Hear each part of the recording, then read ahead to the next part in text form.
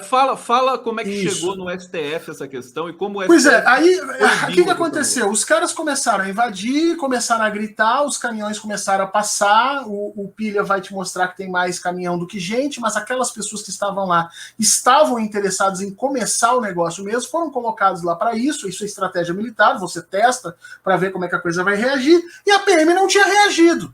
E aí o que aconteceu? Imediatamente, várias pessoas que eu sigo no Twitter, né, e aí você tem que seguir pessoas, a tua rede ela não é importante pelo número de pessoas que você segue, mas pela qualidade. Então, eu sigo várias pessoas e todas elas, agentes políticos, começaram a pegar essas imagens e colocar nas suas redes e começar a pedir que as pessoas que o governador se manifestasse. Então, se você olhar lá, o jornalista Ricardo Noblar, ele vai escrever no meio da madrugada: eu estou ligando à torta e à direito para o governador, e o governador não me atende. Por quê? Porque se pegava aquelas imagens e via, olha, a se seguir nesse caminho, nesse andamento, com essa fúria que esses primeiros caras chegaram, nós vamos ter o golpe mesmo.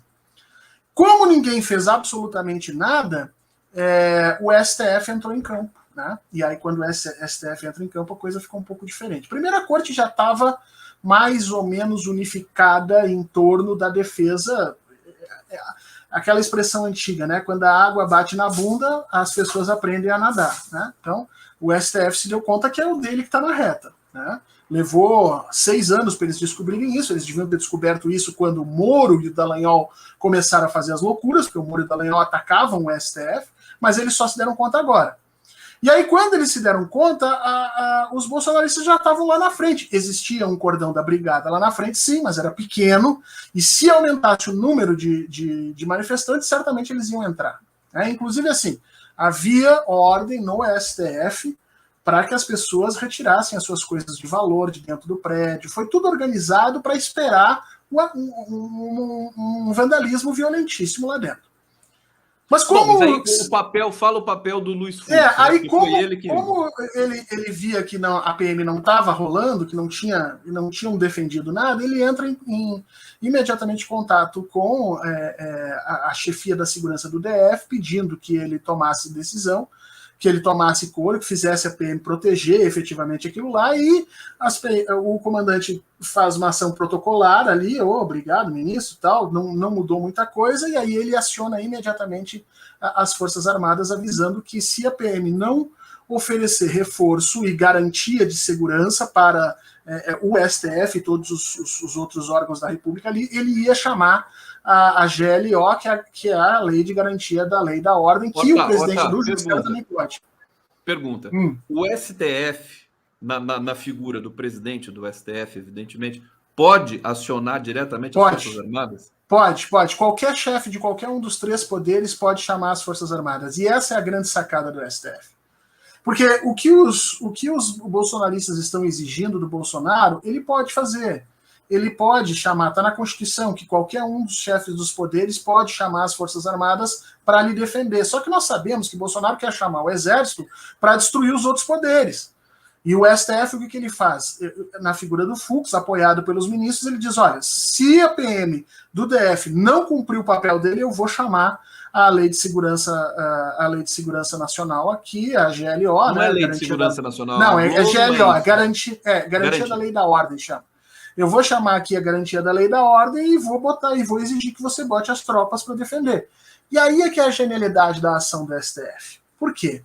Porque todo o golpe do Bolsonaro ele estava colocado para acontecer após as manifestações. Veja bem, o Exército as Forças Armadas estavam para ser mobilizadas por último. Depois da Fusarca, depois de 1 milhão de pessoas, depois da baderna, depois dos gritos, depois do povo na rua, exatamente como aconteceu em 64. Vamos lembrar que em 64 houve, um pouco antes do golpe, a Marcha da Família com Deus e pela Liberdade, onde eles fizeram parecer que a população estava do lado dos militares, e os militares estavam esperando isso. A galera que hoje coordena o Exército é a galera que foi da AMAN na época do período militar. Essa gente é doente. E aí o que aconteceu? Eles estavam esperando 1 milhão de pessoas, e o STF não esperou que o Exército tivesse a informação de que ia dar certo para exigir das Forças Armadas o cumprimento das suas funções. Espera só um pouquinho. Você STF... coloca... Peraí, deixa eu só temperar o seu relato aqui. Você coloca no teu Twitter o seguinte, que o STF, o Luiz Fux deu o drible da vaca no Bolsonaro. Tá certo isso? Exato, ele adianta, em vez dele esperar para reagir após o evento do Bolsonaro dar certo, podia não dar, como efetivamente não deu, mas em vez dele esperar lá, ele antecipa o processo para a madrugada de sexta e coloca todos os militares em Brasília na condição de respeitar a lei. Porque isso é muito importante, porque se os militares ali dissessem, olha, ministro, nós não vamos fazer nada. O senhor está aí por si mesmo. Bom, aí o golpe não precisava ser dado em 7 de setembro, o golpe já tinha sido dado no dia 6. E o Fux e os ministros saberiam que não teriam nenhum tipo de ação. Mas como ele fez, ele adianta isso e coloca os caras numa sinuca de bico, porque os caras... Deixa eu só perguntar mais uma coisa para você.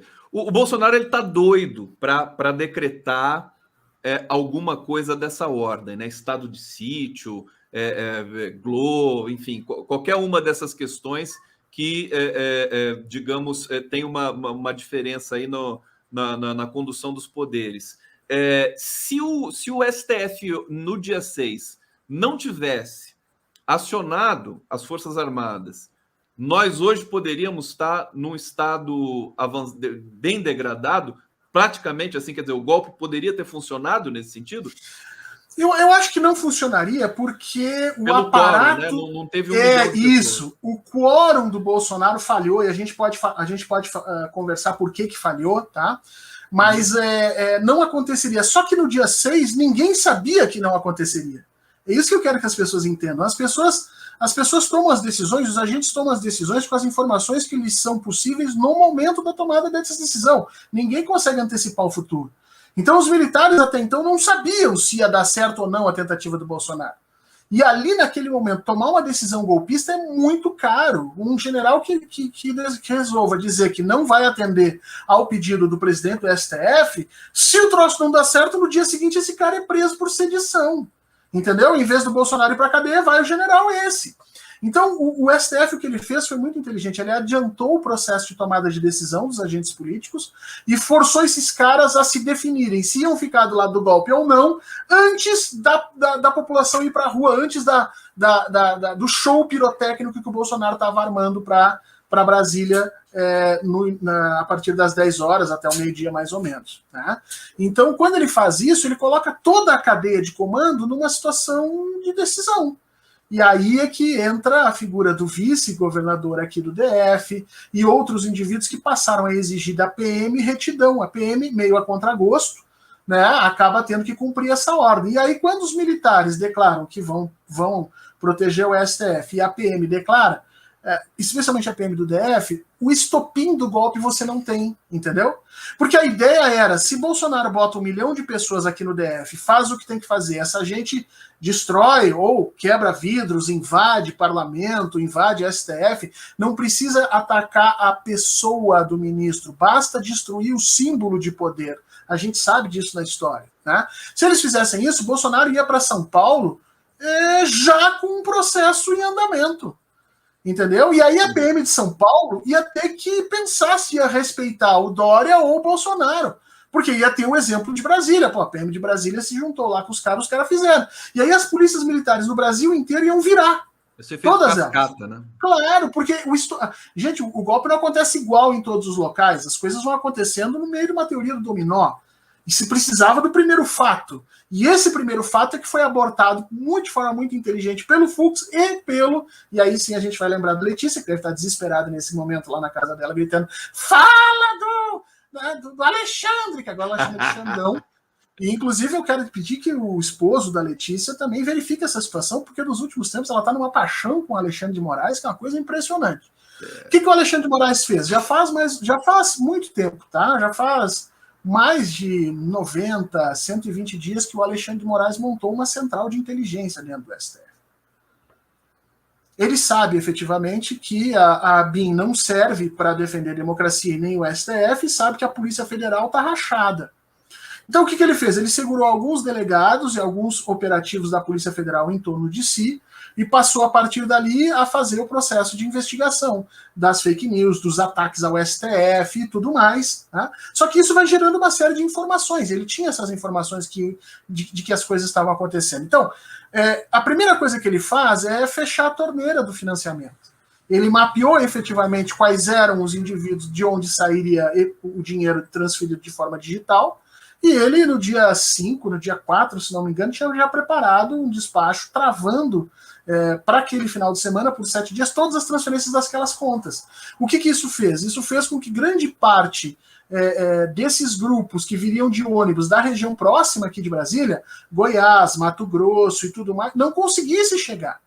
Porque o dinheiro não saiu. E aí, quando o dinheiro não sai, a galera não vai. Não tem dinheiro para pagar a gasolina, não tem dinheiro para alugar o ônibus, e ninguém vai. Então, isso foi a primeira coisa que ele fez. Depois ele travou os PIX dos grandes empresários, das cooperativas, das associações que estavam ali, fazendo isso para ter mais uma segurança. Então, ele travou isso. Tem muita gente dizendo, não, as pessoas não. Por isso que o Bolsonaro está enlouquecido com ele, né? Isso, o próprio Bolsonaro hoje está nos jornais, vocês vão olhar. Ele fala para os jornalistas, pegaram essa informação, de que ele estava profundamente impressionado com a falta de apoio do mecanismo evangélico dele. O mecanismo evangélico é uma parte desse problema todo. Os evangélicos efetivamente não estão conseguindo mobilizar o seu povo. Por quê? Porque os pastores que estão lá na ponta, lá nos lugares pobres, eles não estão conseguindo doação nem para eles se sustentarem. Quanto mais passar dinheiro para o Malafaia. A crise econômica chegou. A crise econômica está pegando todo mundo. E aí, assim, não conseguiram organizar. Quando a manifestação em Brasília flopou, que ela realmente não atingiu, ela atingiu 5% do que os bolsonaristas imaginavam. Tá? É alguma coisa aí em torno de 50, 60 mil pessoas que tinham ali na frente. O que para Brasília é um número razoável, tá? Não vou te dizer que não. Manifestações em Brasília, elas são difíceis de se fazer, porque em Brasília tudo é muito longe, o clima é hostil, você tem um sol na moringa o dia inteiro, as pessoas para vir caminhando, é uma desgraça. É uma quantidade de pessoas grande, mas para atingir os níveis que Bolsonaro queria de legitimação de um golpe, aquilo ali não faz nem cócega. Aquilo ali não faz nem cócega. E aí se esperava, portanto, que o Bolsonaro mudasse o tom quando ele sai de Brasília e vai para São Paulo. Né? Reorganiza o teu tom. Tu não está indo para São Paulo como imperador, tu está indo para São Paulo tendo um ato horroroso. Só que o Bolsonaro é burro. Então ele foi para São Paulo e cometeu 250 crimes comuns em São Paulo e aí botou os pés pelas mãos. Horta,